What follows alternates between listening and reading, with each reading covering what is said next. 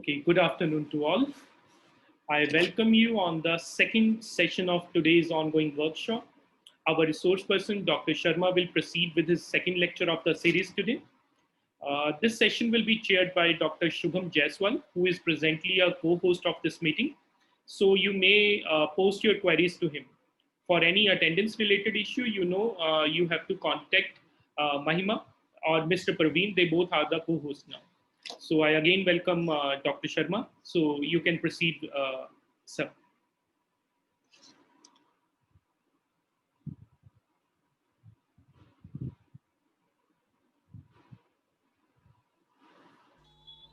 Am I audible?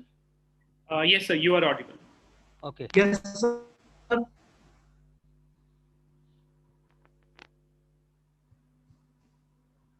Let me share the screen first.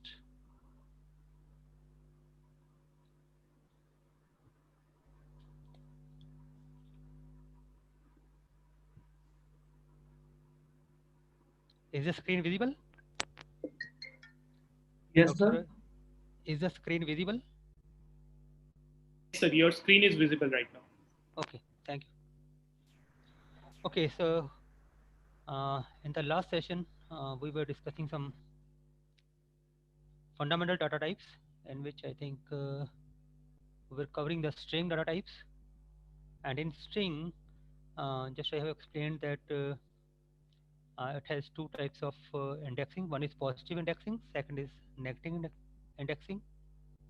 And after that, I think we were discussing the slicing of a string. Yes, the slicing of a string.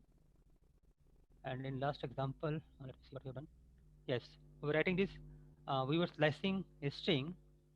We have stored a string hello in variable a, and then we are slicing it from 1 to 4. 1 is the beginning, 4 is the end. So it should display from 0. So it should display from 1 to 3. As I have told you that the second part is from, it is always end minus 1. If end is 4, then it will display the string from first index to third index. So it will show ELL. Okay. So again, let's make some more changes. Suppose if I put 4 here and 2 is here, that is 4 to 2. What will happen? It will just display empty string, because from fourth index to second index there is no string. It's always the beginning should be less than the end. So this shows one more feature, that the slicing operation does not raise any index error. Even let's do one more example. If I write it's say 1 and say it's a 7, from 1 to 7, whereas our string is from, it is from 0 1 2 3 4. It is from 0 to 4, but I write 1 to 7. Let's see what it shows.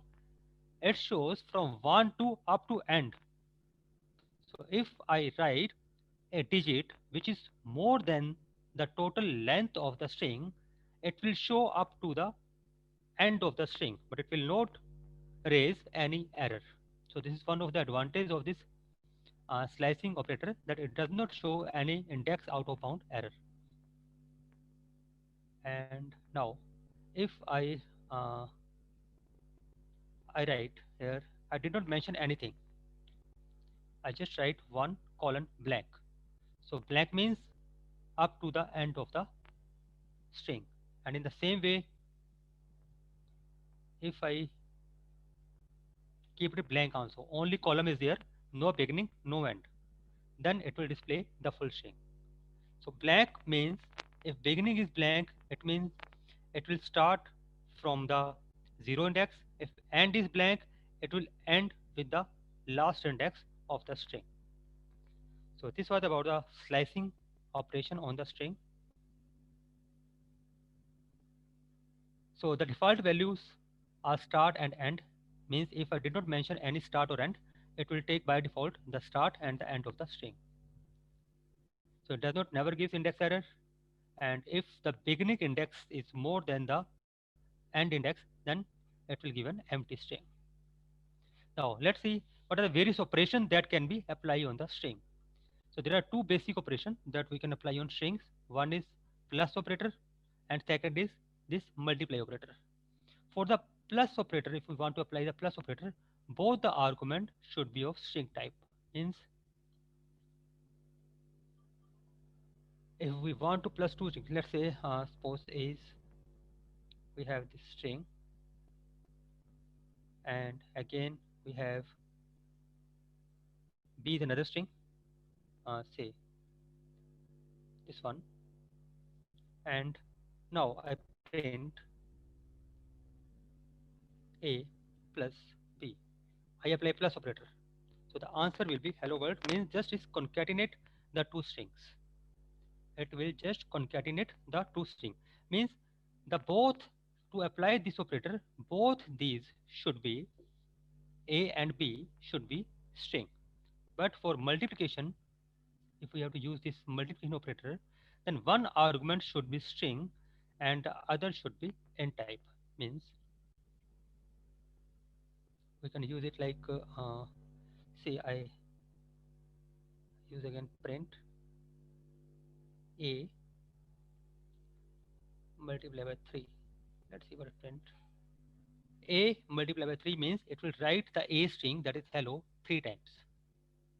So for this operation, one argument should be compulsory, one argument should be string and the other should be integer. Now if I write same thing, let's see, if I write a into b, it will give the error because now we have used both the argument as a string.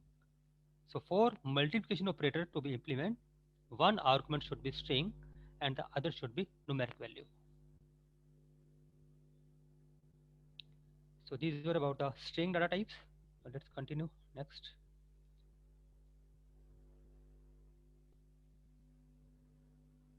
Typecasting or type conversion.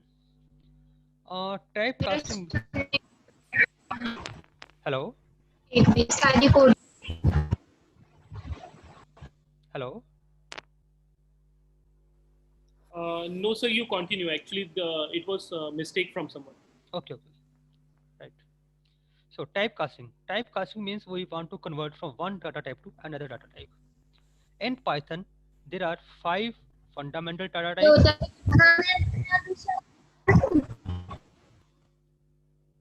There are 5 fundamental data types. So there are 5 functions. There are 5 functions to convert one data type into another, like int function, float function, complex function, boolean function, and string function. All these 5 functions are used to convert from one data type to another data type. Like if you want to convert from float to int, you will write the float value in this int function and you'll get the output in the int form. If you want to convert complex into int, it will just give the real value, not the complex part. Similarly, boolean can be converted into int. It will give 1 if the value is true, it will give 0 if the value is false. Similarly, string can be converted into int. It will give the value 1 if the length is positive and it will be 0 if there are empty string. So in this way, various combination can be used for the, similarly for the float, from int to float, we put the int value here and we'll get the int float form, and similarly for the others. So you can try all these combinations. That is from for int, you can give all these 4 values. For float, you can try all these 4 values. For complex, you can try all these 4 values, and similarly for boolean. But there are some conditions. There are some point to be noted, that few things, that is like complex cannot be converted into float form. Similarly, all other combinations are possible. Rest you can do. So try these things. If you have any doubt or you find any problem in using these 5 functions, you can ask.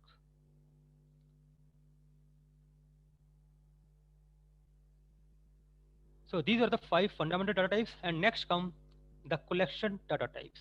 The difference between the fundamental data types and the collection data type is that the collection data types are used when we have to store more than one values in a variable.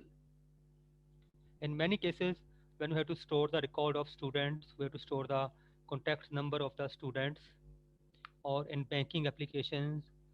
There are many applications where we have to store more values in a single variable. In that case, we use the collection data types. So these are the four types of collection data type: list, tuple, set, and dictionary. So let's discuss one by one.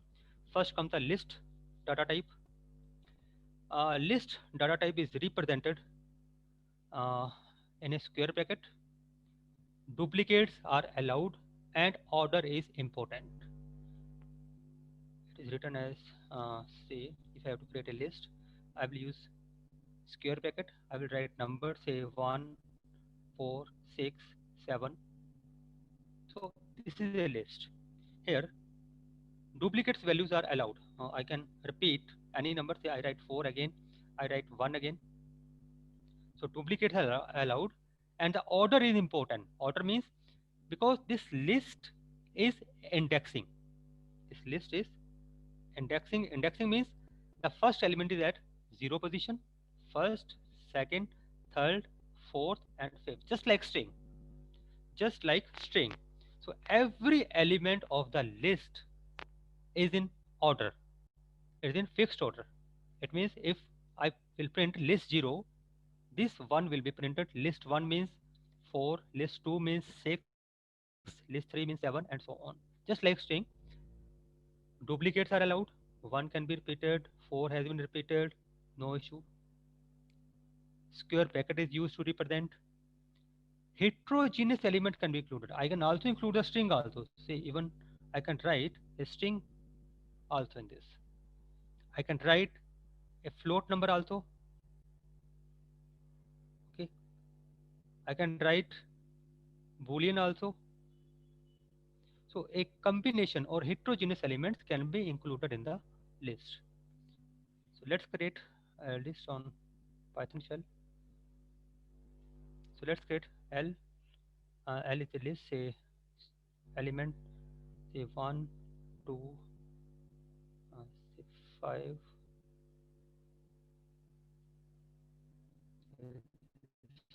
String. Oh, that's okay. So list has been created. Now, just I want to print some element. Let's say if I have to print complete list, I will say print L. When I say print L, it can print all the elements of the list. And similarly, we can print some specific elements, say L2. L2 means third element is 0, 1, 2. So L2 is printed.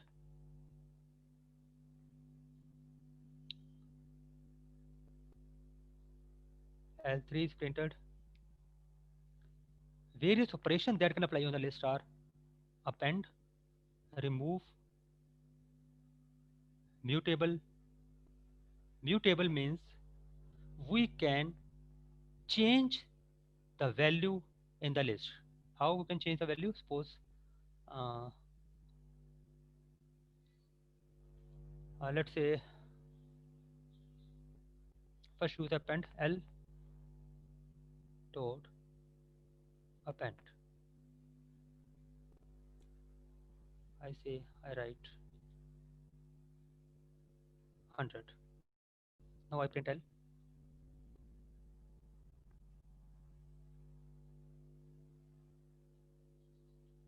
Append means we are adding one more element. It has been appended in the last position. Whenever we enter an element, it always added in the last position. That's why we say that the order matters. We can't put it any other location because all others are fixed. So whenever we have to enter the element, it will be append in the last position. Similarly, remove, we can remove any element from this. Negative list indices means again like string, we can print the negative value also. Suppose we have print this L3. If I print L minus 1, L minus 1 means last element. So positive indices start from this 0, 1, 2, 3, and 4. Negative means minus 1, minus 2, minus 3, minus 4, and minus 5. So it also support the positive and the negative indices. Slicing operator is also there, just like string. So almost all the operations that we have used in the string, they can be applied on the list data types. Some more operations, some methods are there. Inbuilt function for the list, length function. Length function gives the number of elements present in the list. So length function, if we apply on this list, if we apply the length function on this, it will give answer is 5 because there are 5 elements. Similarly, maximum, it gives the maximum element present in the list, but it will only give in case of integer values. Minimum values, sum of elements, the element should be in the integer form. If it will be string, it will not give the sum. So these three operations will be applicable if the element present in the list are integer form. Random shuffle, it will shuffle the elements randomly. It will change their positions. Then operators on the list, we can use plus operator, multiply operator. Plus operator means we can concatenate two lists. Multiply again like string, we can duplicate the list. If I use 2, then elements will be 2 times. In operator is used to check whether an element is present in the list or not. When we use the in operator, then it will give the value either true or false, means either that element is present or not. Del operator to delete the list. If you have to remove a single element, you will use a remove. This one was in the previous slide. You can use the remove to remove single element. If you want to delete the list, you have to use a del operator. There are many other methods. Append method, we have already seen. Clear method, again to clear the content of the list. Count, copy means copy one list to another. If I write L is equal to copy L2, so L2 content will be copied to L1. This insert operation, if we want to insert element specific position, by default the element is inserted in the end of the list, as we have seen this. The element was inserted in the end, but I want to insert the element at some specific location, then I will use this one, insert index. Index means position. You can use either 0, 1, 2, 3, whatever the position where you want to insert, then the value that you want to insert. Pop. Pop operation will, just like if you have some idea about data structure, it just delete the topmost element. Pop means you have to remove. It will delete the topmost element. If you mention the element, suppose you write pop 100, it will remove the 100. Otherwise, by default, it will pick the 0th element, the element which is at the 0 index. Remove we have already discussed. Reverse. Reverse will just reverse the content of the list, means reverse the positions of the element. If I reverse it, the 100 will be on the first position, hello will be on the second, third, fourth, and fifth. So this list will be reversed. Similarly, sort will sort the element. If the elements are in string form, it will be sorted in alphabetically order, and if it is the numeric form, then obviously it will be in ascending or descending order to sort it. So you can try all these functions, because they're not much difficult to implement. The second data type collection, it is a tuple. Second data type is tuple. The difference between the list and tuple, first we'll discuss how tuple is different from the list. Tuple is, first thing is, it is immutable. Okay. All the features of the tuples are same as that of list. The difference is the tuple is represented using parentheses instead of square bracket. Tuple is represented using these parentheses.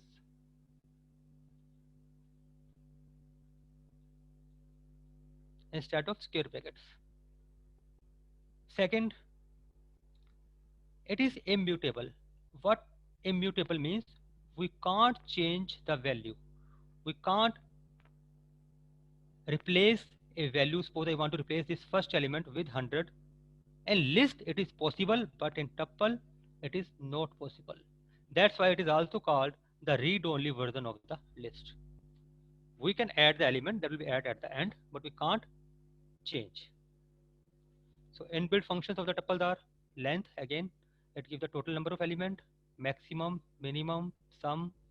Index x means If I write index 6, it will give the index of this element, that is 0, 1, 2. The answer will be 2. Count x means if I write count 4, it will tell how many times the 4 has been occurred in the list. The answer will be again 2. Operators, again plus operator and multiply operator. Plus means concatenating two tuples, and multiply means if I write 2, then all the element will be doubled.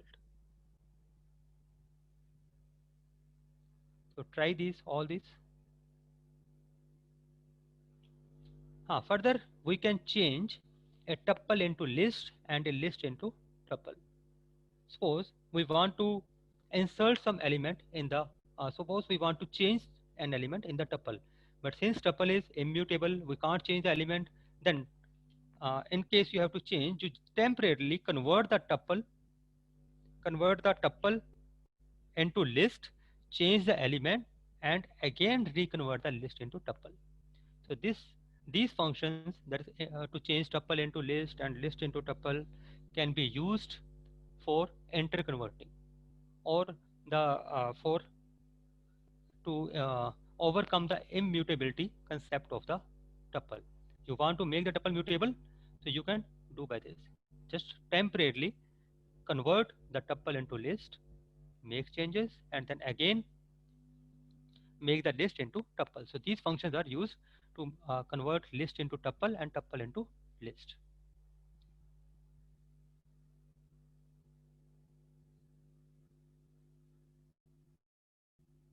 The third data types, collection data type, is a set. So set, because most of you, I think all of you are from the mathematics background, so you know the concept of set. So set is a collection of just well-defined elements, and duplicates are not allowed. Since duplicates are not allowed, means we can't repeat the element. In case of list and tuples, duplicates were allowed. We can enter the duplicate elements. But in some applications where we want the unique elements, we use the set data type. In set data type, if we will add a duplicate element, the Python will just raise an error that you can't add the duplicate element. So just like normal sets in mathematics, the sets are also represented using curly braces. So this set is like, we have to use curly braces, 1, 2, 3, 4, like this. This is just a set. We can represent using curly braces. Duplicate elements are not allowed. One more thing is their set. In set, order does not matter. We know that in mathematics, this is a set. Then if we write it like this one, 2, 1, 4, 3. So both the sets are same because they have the same elements. Order does not matter in the set. When order does not matter, we can't apply the indexing because indexing is not fixed. In case when order is not matter, then indexing is not fixed. In this case, 1 is at 0 index, but in this case, 1 is at first index. So indexing and slicing, we can't slice the set because set does not have a fixed position. The elements are not in a fixed position. So order is not there. Therefore, slicing and indexing are not applicable in the set. Other methods of the sets are simply adding an element. We can add an element in the set, clear the set, remove a specific element, and is subset as, we can check that if one set is subset of another set. Is superset as, we can check for the superset. I think all these operations you know, subset, superset. So you can easily check whether a set is a subset of another set or set is superset of another set. So you can implement these operations. You can check these operations on set data type.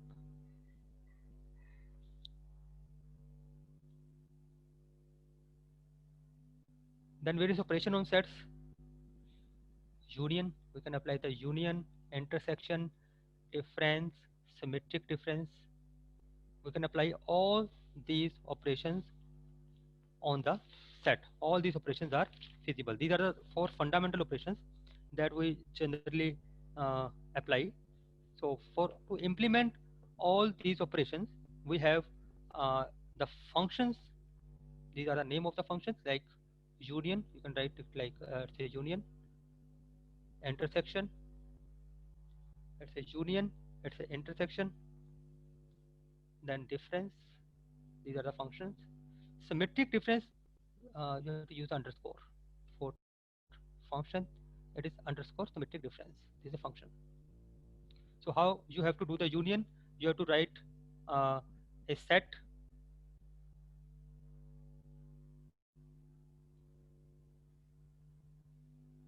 Here you have to source. You have to take here set S1 dot intersection set S2. You have to use this function like this. Suppose you have two sets, set S1 and S2. You have to take the intersection. So after intersection, the result will be stored in the set S1. S1 dot intersection S2. Same for the union.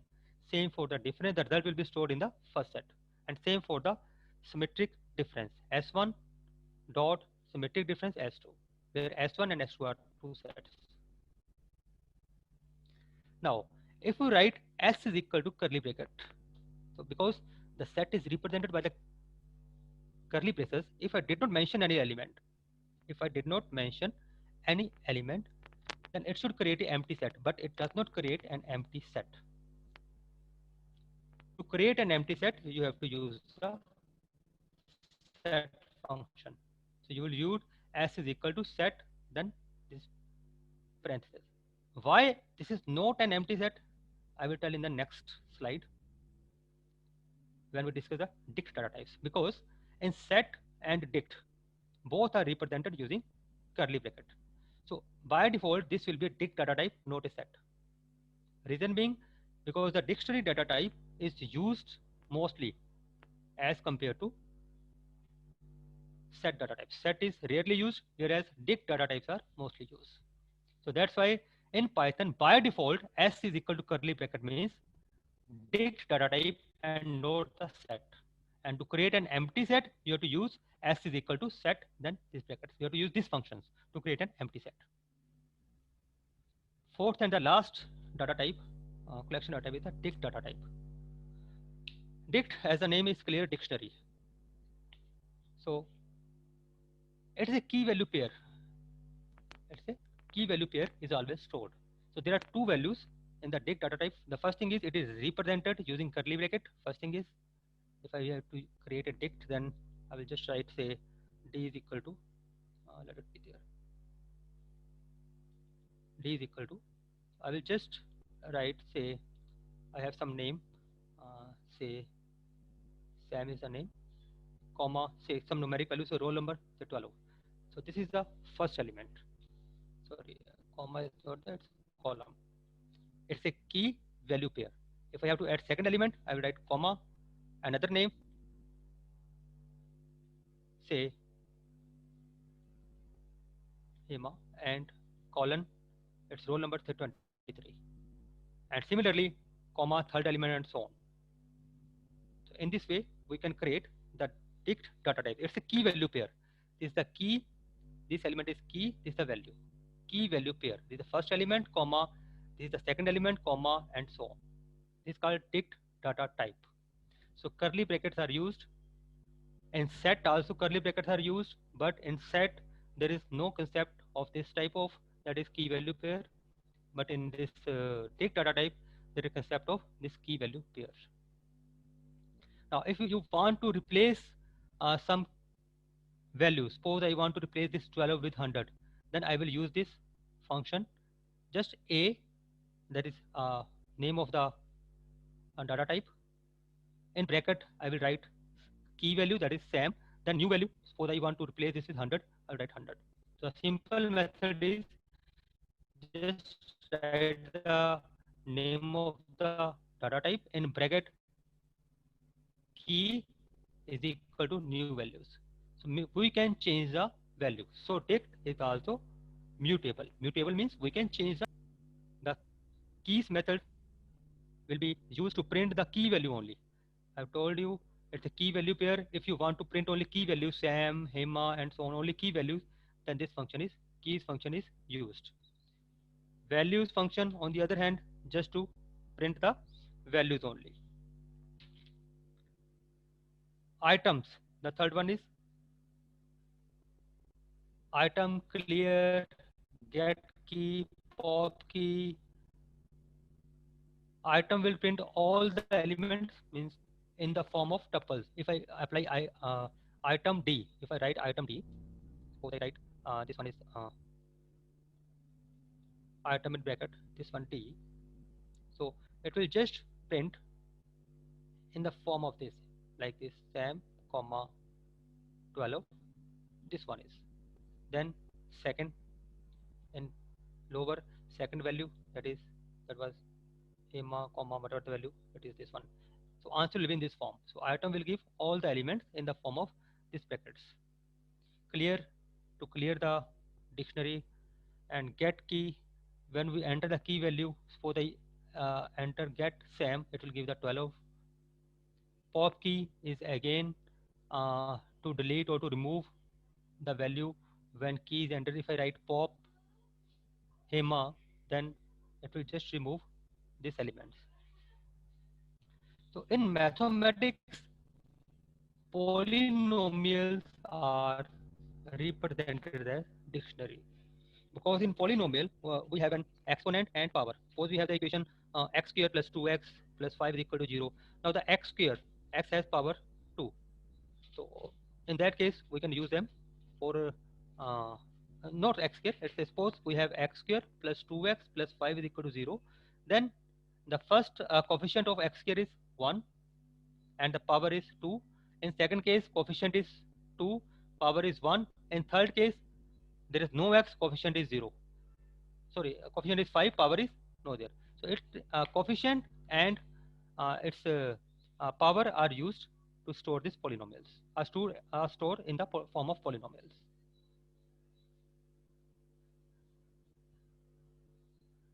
After completing this, now we have done some basics, like we have covered all the data types. So till now we have covered 5 fundamental data types, which includes integer, float, boolean, complex, and string, and 4 collection data types, which include your list, tuple, set, and dictionary. So after this, we come to input and output in Python. Uh, for output, we use the print function, and for input, we use the input function. I think we have used print function many times. You are now familiar with this print function. We use the print function for this. Now for input, we use the input function. Now how we use the input function? Suppose I have to enter an element. Suppose I say n is equal to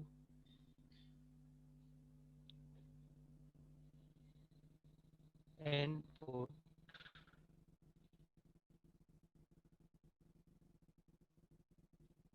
and I write a message, enter a number. When I execute, it prompts a message, enter a number. Suppose I enter 12. Now this 12 which I have entered will be stored in this variable n. Now I can print n. Let's see what happened. Print n. It's showing 12. So the number that we are given from the keyboard is stored in n. Now why I have used this int function? For type conversion, I showed you 5 functions. One is int, float, boolean,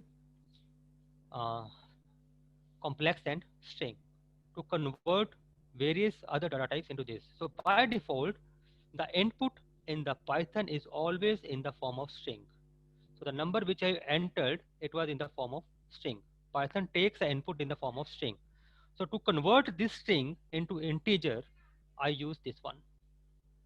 If I will not use this, it will be stored in n. It will give the answer 12, but now the 12 will be a string. It will not be an integer value. But when we have to perform the calculations, we have to add 2 numbers, we have to multiply 2 numbers, we have to make numerical operations on a number, then we have to convert them into integer, because we can't apply arithmetic operations on a string value.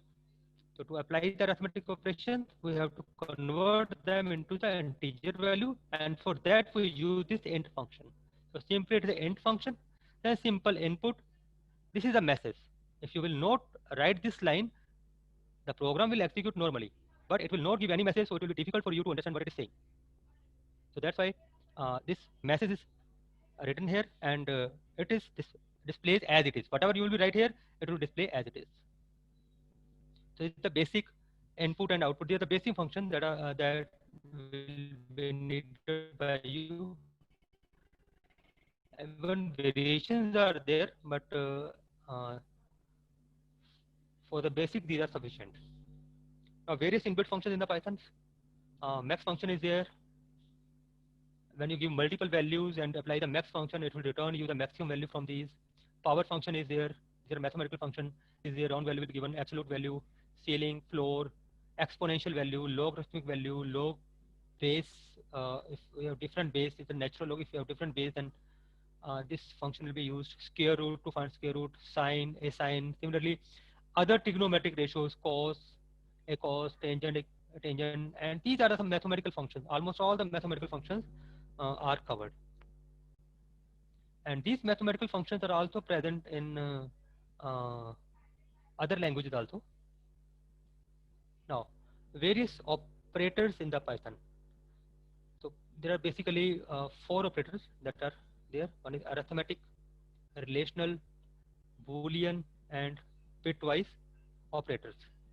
Arithmetic operators are basically used to perform uh, arithmetic calculations like plus, minus, multiply, divide, and there is one more operator, that is modulus operator. Let me show you. The operations, basic operations are just plus,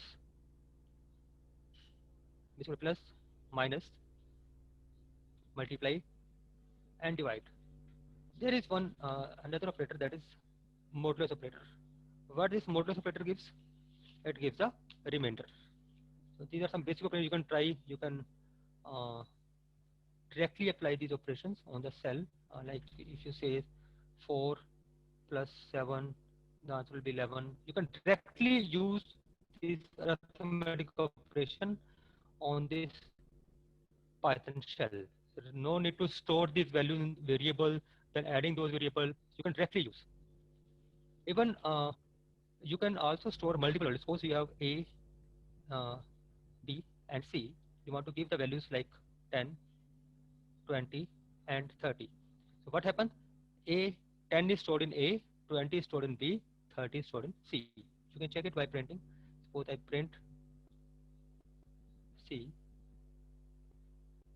the answer is 30. It means you can store multiple values in a single statement. So that's why the Python is also called dynamically typed language. You can dynamically type it, and you can store these different values by using a single line. So then comes the relational operator. Relational are just you can say less than, greater than, okay, less than, equal to, or greater than, equal to, and is not equal to. So these relational operators just you can say just give the uh, Boolean output. That is, if number is A is less than, suppose I given, let me check. If I use it, say I write 2 less than 3, the answer is true. It gives just a Boolean value. If this is true, if I write 2 is greater than 3, it will give the output false. So you can directly use the relation operator. You can check out all these operations. So my advice is just try all these operations: arithmetic, relational, then Boolean operations. Boolean operations, there are basically and, or, not. These are applied. And then bitwise again and or not, but it applied on the bit, just like 1 and 1 is 1, 1 and 0 is 0. So bitwise are and, or, and not. There are 3 bitwise operators. So you can try that them also. They are just basic things that you can try yourself. I'm just giving the overview that these are the operators which are used in the Python. So as you will do the practice of the Python, so you will be able to use all these operators. The main thing next comes the various decision-making statements. So from here, the main, you can say the syntax starts, the syntax of the language starts. I told you in the starting that for any language, there are three main things. One is the character set, second is the vocabulary, and third is syntax. So from here, your main syntax starts. So how to write the statement, what is the role of indentations, and how to use indentations, how to use various decision-making looking statements. So we start with the if statement. If statement is generally used to check, uh, to make decision between two values. Just it gives the, suppose let's take some examples. Let's create a small program.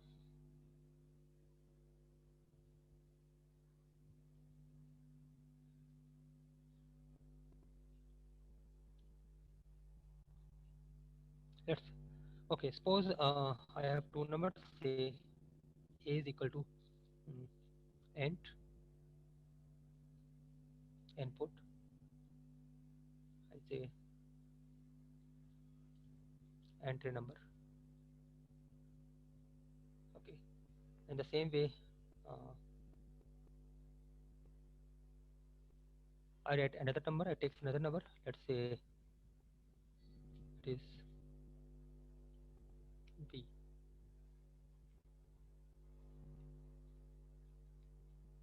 I store it in b.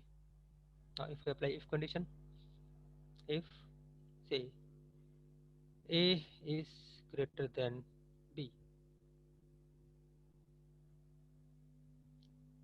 then just print say first number is greater than second.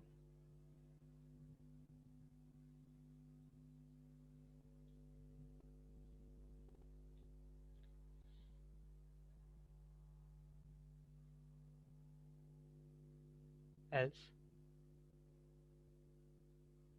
print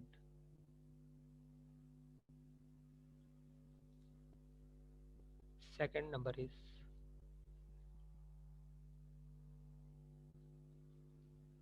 greater than first. Okay, now let's just save it. First we have to save the program, only then it execute. So again give the same name, test file. Let's see, replace it. You have multiple windows. Okay, I think it is already opened. I have to close it first. Close it first. Okay, now if I execute it, it will say invalid syntax. Why it is invalid? We have not used proper indentation. This should be there. Now run it, save it. Invalid syntax again. We have not used colon. Run it. Okay. Now it is showing enter a number. Suppose I enter say 12. Enter second number. I say 31. It says second number is greater than the first number. Now first let's understand some features. Let's say.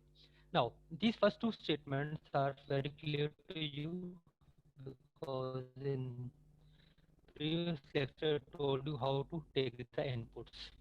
We have entered a number, it is in the string form, so we use int function a. Similarly, another integer is stored in b. Now after that I use a decision statement if. The syntax of the decision statement is you have to use a reserve word if, then in bracket you have to use the decision, whatever you want to check. I check if a is greater than b. Then you have to use this colon. This colon means your statement has not been ended yet. You have to continue it.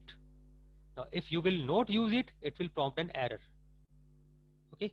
So another thing is the next statement that I have written. This should be after indenting it, means you have to use one tab space here. If you will not use one type space here, it will again prompt an error. So two things you have to keep in mind. First thing is, after decision making if statement or else statement, you have to use the colon. The colon means the interpreter will wait, yeah, will check for the next statement. So after every if and else, you have to use this colon. Okay. And another thing is, the statement which you want to execute under this, that if this condition is either true, then what to do, that you have to written after indentation, after indenting it, after making indented next statement. Same with else. After else, you have to use one column and then indentations. So these are two main things that you should be kept in mind. One is the colon and second is the indentation. Clear? So this is a simple program to check and if and else. Similarly, uh, you can use simple if statement was there. Simple if was if else is not used. If else statement, nested if else statement you can use. You can use multiple if else. Generally, you can write a program to find greatest of three numbers using this nested if else statement. Multi-way if elif statements. Let me check maybe if I have a program. It will take time to write the program, so we can use it if it's directly available.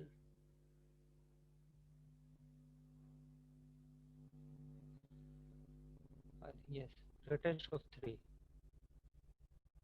Let me explain it. We have this number. We have used nested if else in this. How nested if else work? First, these steps are same. In previous case, we have taken two input. Here we have three input, A, B, and C. After taking these three inputs, we checked if A is greater than B. If A is greater than B, we further check under this if A is greater than C also. If A is greater than B as well as C, then A is the greatest. But in this case, if it is smaller than C, since A is already greater than B but smaller than C, then else C is greater. Means this if else comes under this if else. This is called nested if else. This if else comes under this if else. It is called nested if else statement.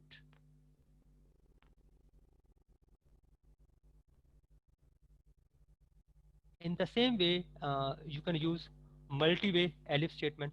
This multi-way elif statements are elif else statement is generally used when we have to design a program, develop a program like to find the grade of the students. Suppose a student have a marks say between 90 to 100, then the grade is A, and if it has 80 to 90, the grade is B, and if 70 to 80 grade is C, and if below that graded E, something like that.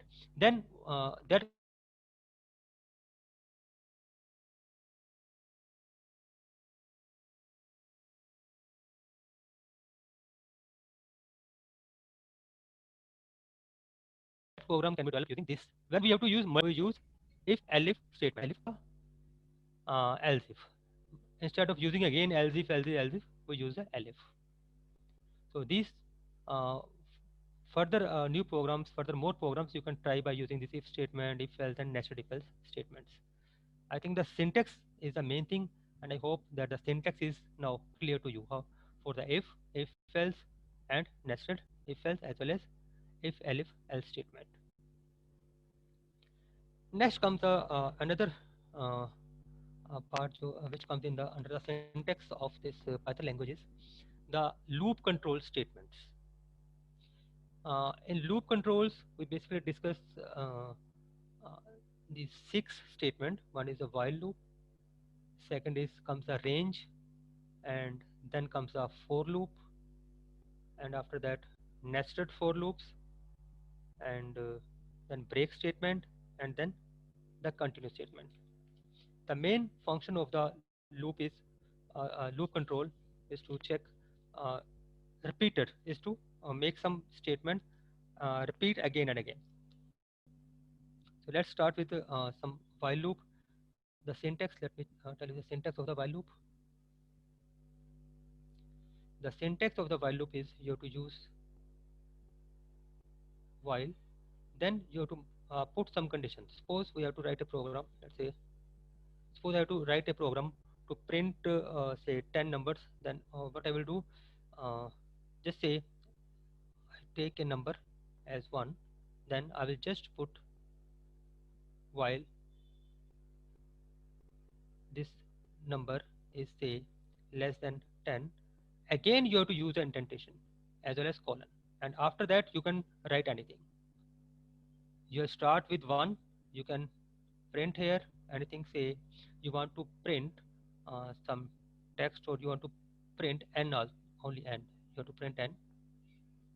And after that, since you have started it with initialize the 1, and until it is less than 10 print it, but you have to increment this number also, otherwise it will remain there. Yes, otherwise it will be in the infinite loop. So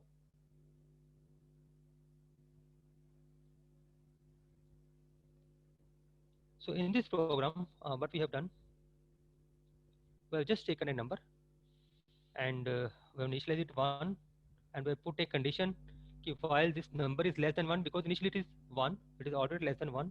We have put a condition while this number is less than 1, print it and increment it. So this statement will keep on repeating. I have used indentation for both of these statements, which means both of these statements will run under this. Every time it will print it, increment it, again will check the condition. Because it's a looping statement, again it will check the condition.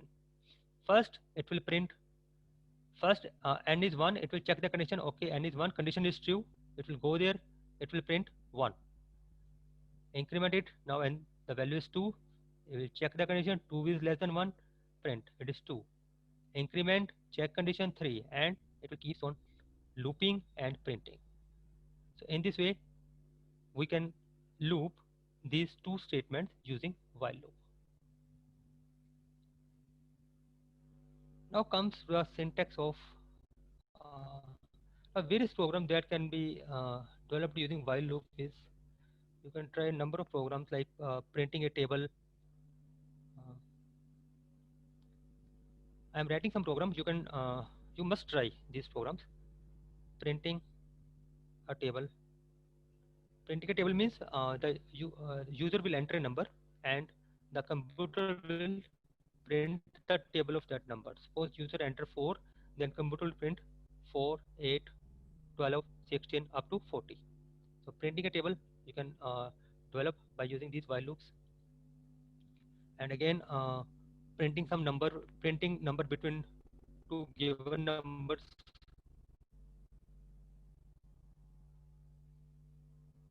you can try the printing number between two given numbers. You can try this. These are the basic programs just to practice, just for the practice of the while loop, so that you can easily uh, understand the syntax of the while loop. Even you can write a little bit next level program like just to find the sum of the digits of a given number, to find the digits of a given number. In this, for example,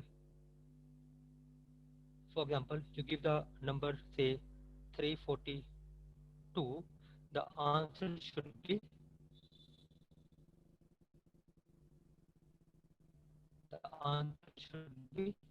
9. Means the computer will do the sum 3 plus 4 plus 2. So you have to you must try this program by using this while loop. Even you can also try a similar program, a number, to reverse say number. For example, your given number is 2, 3, 5, 4, 6. So the output should be 6, 4, 5, 3, 2. The number could be of any digits. I have 5, it may be 6 digits, 7 digits. So there is no limit on the length of this. So you can try this type of program also. You have to reverse it and then you have to print it. And from this you can also check palindrome, whether the number is palindrome. Palindrome means the reverse of the number and the number itself is same. For example, just me write the program to check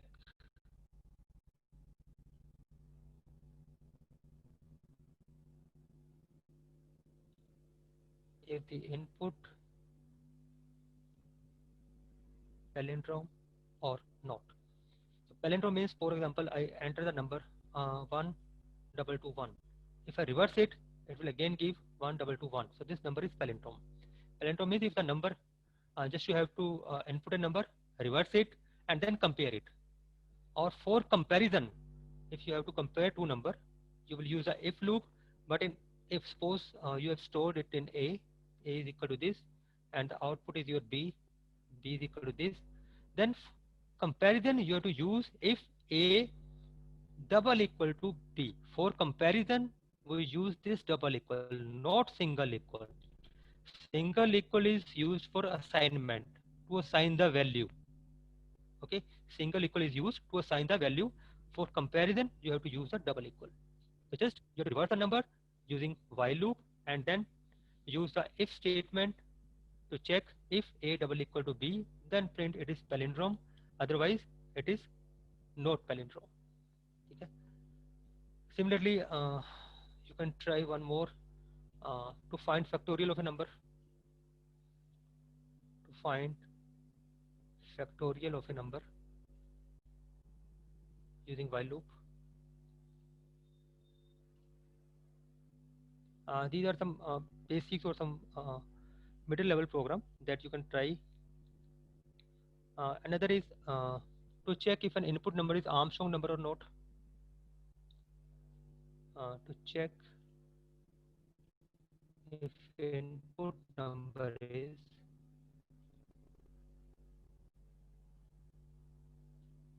Armstrong number or not. So Armstrong number is, I think, hope it is clear. Armstrong number, if you have entered 234, then you have to check. You have to first take the cube of 8 digits, like the cube of 2 is 8. Then you have to take the cube of 3, that is say 27. Then you have to take the cube of 4, that is 64. If their sum is 234, then the number is Armstrong. Otherwise, the number is not Armstrong. So this you have to do again by using while loop. With the while loop, you will first find the cube of individual digits and then make the sum of those digits. If the answer, if the after adding the answer is same as the input number, then it is Armstrong. Otherwise, the number is not Armstrong. So these are some of the basic program that you must try, so that so as to become familiar with this while loop, so as to become comfortable with this while loop. After while, we come to the range. The next looping statement is your range. So range has 3 arguments. One is begin, means from where you have to start. Then comes end, where you have to stop, and then step, how much gap you want. Okay. If I write range, say 3, 9. I did not mention any step. By default, step will be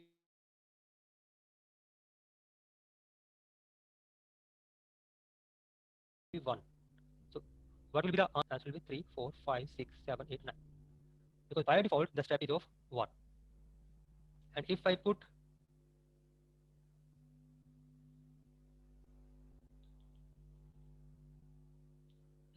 the range here, some say 2, then there will be a difference of 2, that is 3, 5, 7, 9. It will be 3, 5, 7, 9. So in this way, you can loop using the range.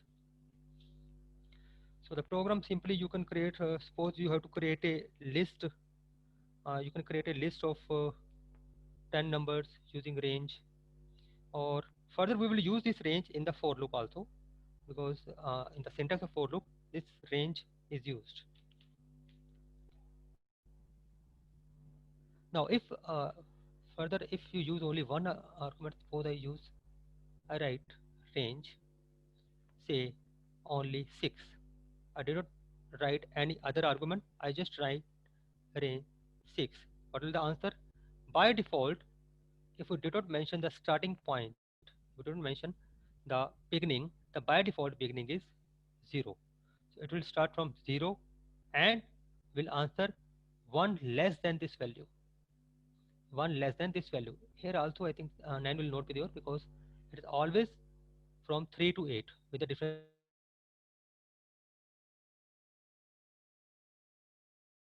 of 2. So its answer will be, it will be 1, 2, 3, 4 and 5. So the range function starts from beginning and minus 1 with these steps. By default the value of the step is 1, and if even uh, beginning is a single argument is mentioned, that beginning it always take from the 0. It will print like this. Even you can use a negative step also. You can also write this one is range from, say if I write say range from 6 comma 0 comma minus 1. I'll also try this one. So what will be the output? The output will be, will start from 6 5 4 3 2 and 1. 0 will not be included. One step behind this 0 it will stop. So in this way we can use a range. And if I put the same value, say I write range say 1 comma 1. I start this beginning and end is same. It will just give the empty value, nothing will be displayed. So in this way you can try various combination or various types with the range. So next we start with our for loop. For loop. Generally for loop and while loops both are used for repetition, for the repetition of some statements. In general, when we talk about that, if both have the same function, then what's the use of two different, what's the need of these two different loops? One is while, second is for. So in general, the difference comes when it is said that the for loop is used when we know the number of iteration in advance, when we know that how many times we have to run the loop. But generally the while loop is preferred when the number of iterations are not known to us. We don't know how many iterations will be there.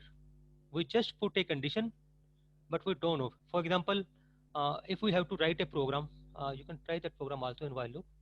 You have to write a program, although that program you have to just write a program to convert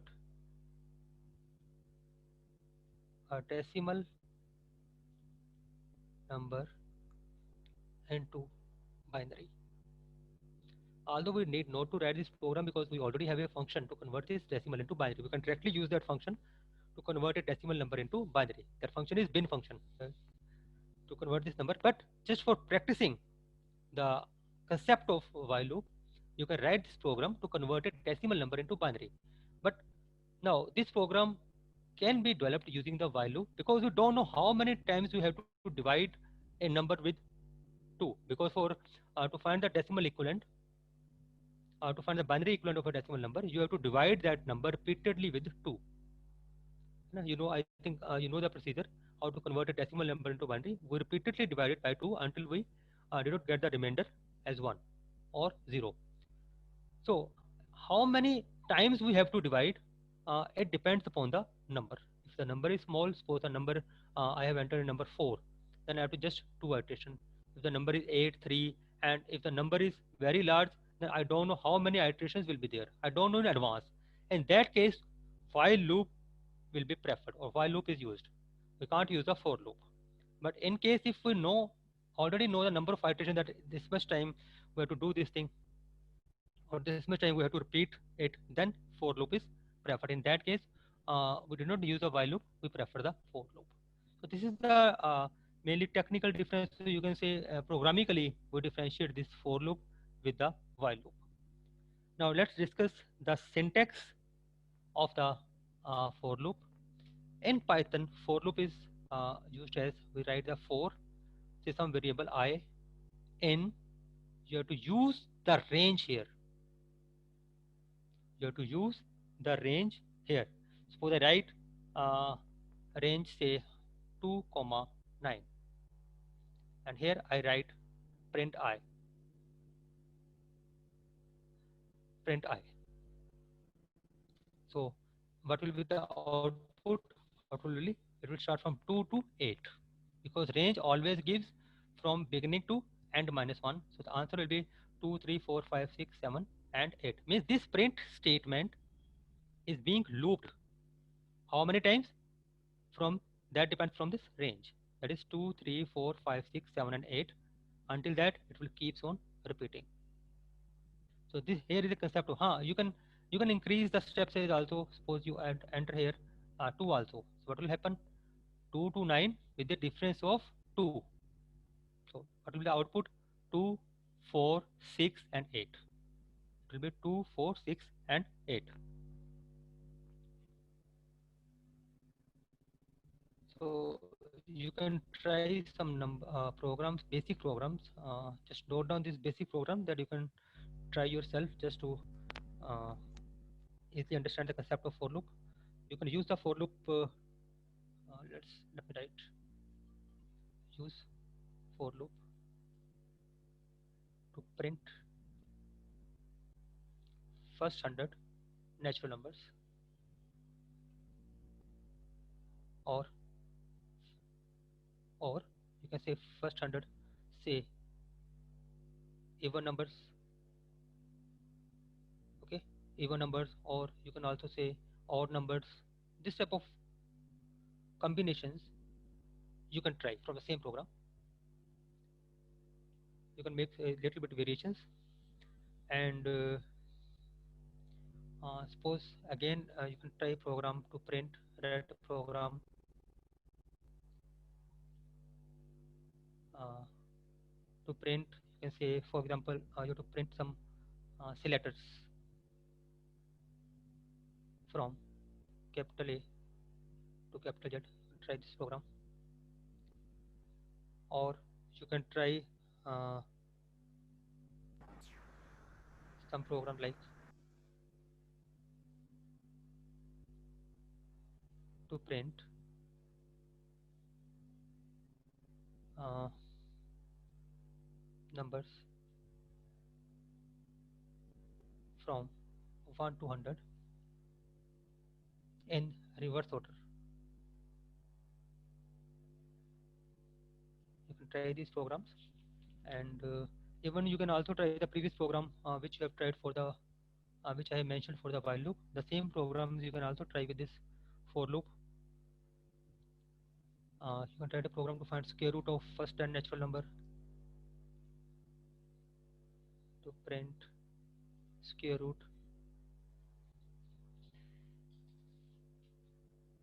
of first say 20 natural numbers. So these type of programs can be tried, and even the program that I mentioned in above for the while loop, you can try all those with the for loop also. And another is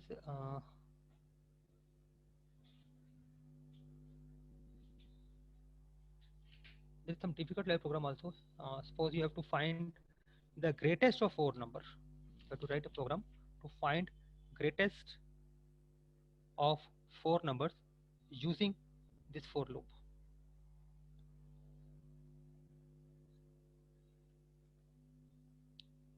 Note, you have to use nested if else. You have to write a program to find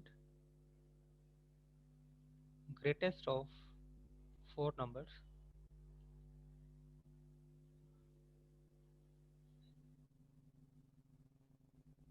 using for loop.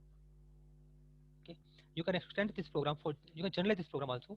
You enter any numbers and it will give you the greatest of those.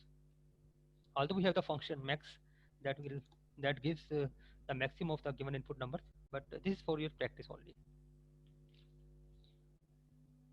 Even you can also use nested for loops also.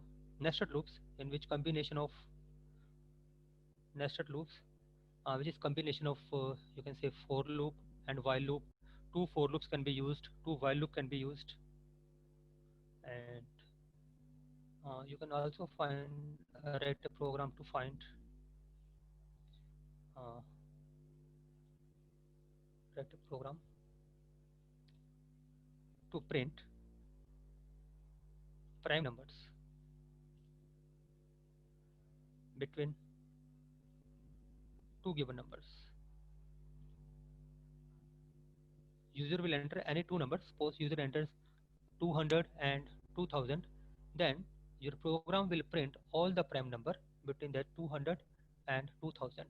Here you can use the combination of while loop and for loop.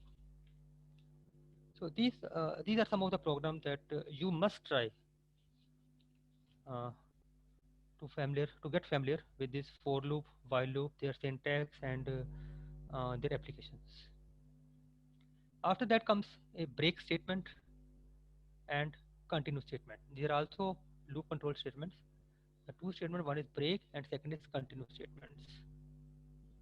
Let me introduce you this break and continue.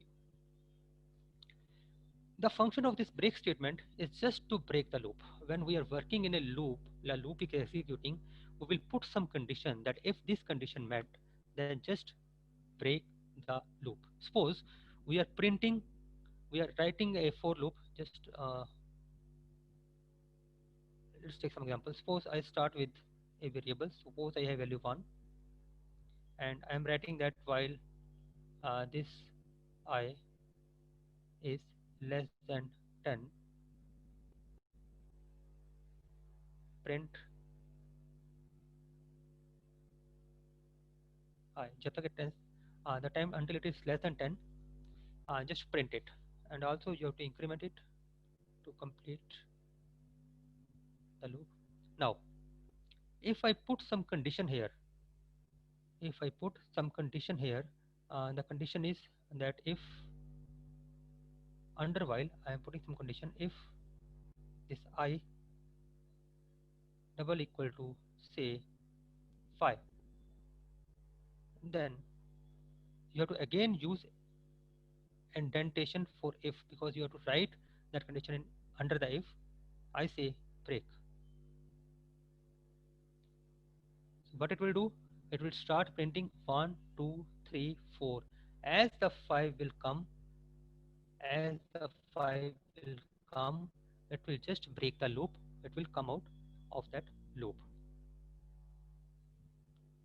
Now, if instead of break, the break means to come out of the loop, but if instead of break I use continue, the continue means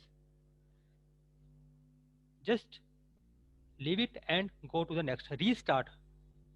Continue means just to re-enter into the loop or restart the loop. By emitting this condition, it will not print the 5, but it will start 1 2 3 4 6 7 8 and 9. So continue means to again restart the loop, and break means to come out of the loop. So these two statements are used. Let me tell you, there are some programs where we can use. Suppose you have to write a program to find the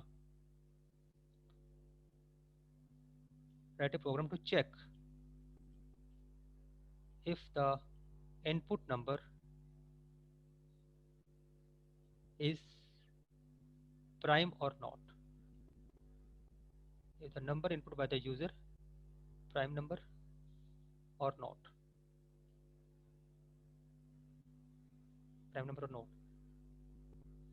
here you have to use a break. Let me check, maybe I have this program. Let me show you so that better clarity will be there.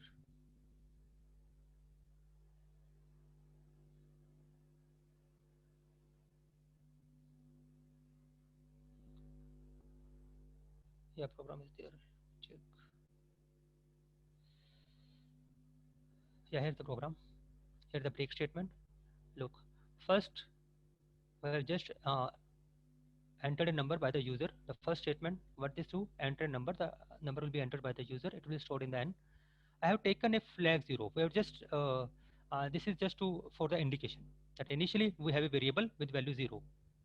I use a for loop for I in range 2 to n. Why 2 to n? Because when we have to check the prime number, we divide it from 2 up to n minus 1. Because the number is prime if it is divisible by only 1 and itself. So we have to check it by dividing from 2 to its value minus 1. So range function, what the range function will do, it will start from 2 up to this n, that is n minus 1.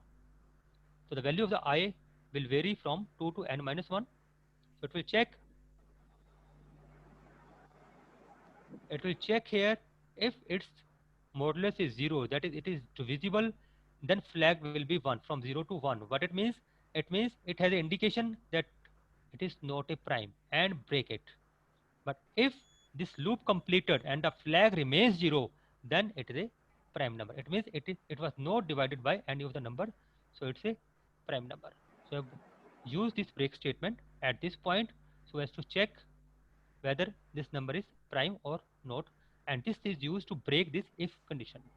To break this loop, if it comes here and break it, then it will not check for rest of the numbers.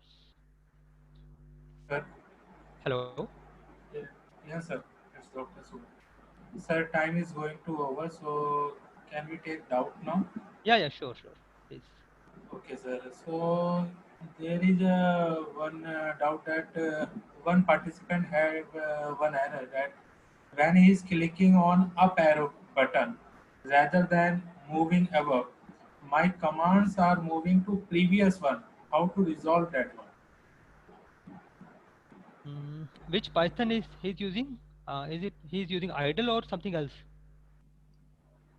Because it is he has written on the chat box only that. Okay, can he send a screenshot? Because it is not feasible to understand what he's saying. Okay, please share your screenshot so that sir can see that Yeah. one. What is the Okay, in problem between exactly? we can take another doubt. Yeah, please. If we want to copy our command again for execution or want to copy to edit it, how to do it? Do it that command window in that command window. Just a second. Let me show you. Suppose this is the command shell, and I want to reuse my command. Suppose I want to reuse this command. Just click on that command like this. I want to print, and again I want to use this command. Just click on that and press enter. The same command will be here. Now you can edit it. Okay, sir. And the next one is Python programming case sensitive or not? Yes, it is case sensitive. I have told you that the true and the false, if you will not use the capital T in case of Boolean variable true, then it will not take it. It is a case sensitive. Capital T and small t in true both are different for the Python. So it is a case sensitive. Next one is, can we make program in the shell? Yes, of course, we can make the program in the shell. When I told you, let me show you. Click on this file, then new file. Just write a program here, and from run, you can directly run the program. This is for run. Press do anything. In the shell, you can write only one command, but from shell, if you choose this one, you can write a complete program. Next one, sir, please share some textbook for the Python. Yeah, sure. If they want to know, okay, I will just tell them tomorrow 3-4 textbooks that they can use for that. Okay, sir. So, thank you, sir. Welcome, sir. Welcome. I hope I hope that lecture will be informative. yeah, sure, sir. Because most of the participants are there who are first time learning Python, so it definitely help him to start hands-on Python. Yeah, I was So, teaching in such a way by assuming that they don't know, yeah, they so don't have it knowledge is of any very programming basic. language. I was Yeah, teaching sir. like that. Yeah. So thank you, sir, again to provide us your valuable time from your busy schedule. I And know that the now most we of the will participants are meet. from. Sorry. Okay, sir. So we will meet tomorrow at 10 a.m. for your next session. Sure, sure, sir, sure. Okay, sir. Okay. Okay, thank you very much, Sanjeev sir. Thank you, Shubham sir, for Thank sharing. you.